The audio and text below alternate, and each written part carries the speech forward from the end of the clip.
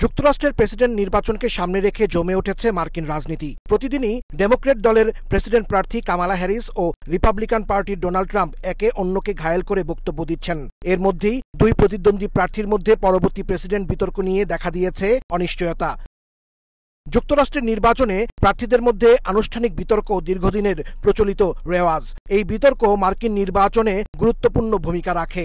আগামী 10 September ABC টেলিভিশনের আয়োজনে এই বিতর্ক হওয়ার কথা। তার আগে শর্ত জুড়ে দিয়েছেন ট্রাম্প। বলেন, জো বাইডেনের সঙ্গে হওয়া তার আগের সিএনএনের বিতর্কটির মতোই হতে হবে পরবর্তী বিতর্ক। ট্রাম্প চাইছেন বিতর্ক চলাকালে এক প্রার্থীর কথা বলার সময় আরেক প্রার্থীর মাইক্রোফোন বন্ধ থাকবে, কিন্তু এটা চান না কামালা হ্যারিস।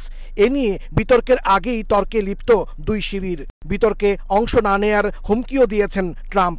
পক্ষপাতিত্বের অভিযোগ তুলেছেন এবিসি নেটওয়ার্কের বিরুদ্ধেও। অর্ধেক পাউডারে দ্বিগুণ উজ্জ্বলতা। নতুন রিন অ্যাডভান্সড অর্ধেক পাউডারে দ্বিগুণ উজ্জ্বলতা।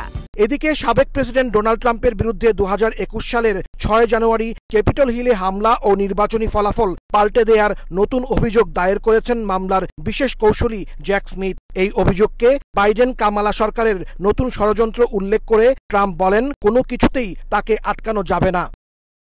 এদিকে নির্বাচনী তর্কে পিছিয়ে নেই দুই ভাইস প্রেসিডেন্ট প্রার্থী কামালার রানিং মেট টিম ওয়ালস ও ট্রাম্পের সহযোগী জেডি ভ্যান্স।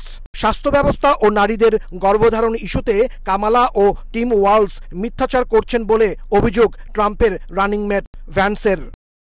হাসানুজ্জামান সাকি, সময় সংবাদ, যুক্তরাষ্ট্র।